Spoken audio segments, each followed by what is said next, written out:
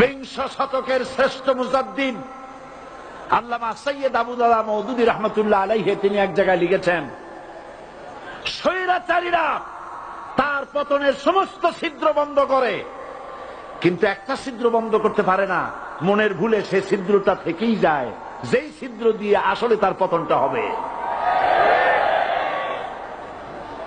ক্ষমতায় গিয়ে মনে করে চিরকাল ক্ষমতায় থাকবো।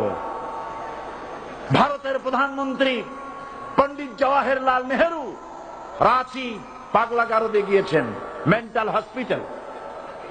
পাগলেরা নেহেরুকে দেখে আশ্চর্য হয়ে গেছে, এত সুন্দর মানুষ, মাথায় কিস্তি টুপি, গায়ে শেরওয়ানি, মুসলমানি ড্রেসই আলাদা, যদিও তিনি হিন্দু ছিলেন, পরেছেন মুসলমানি ড্রেস। শেরওয়ানি কাদের পোশাক? কাদের পোশাক?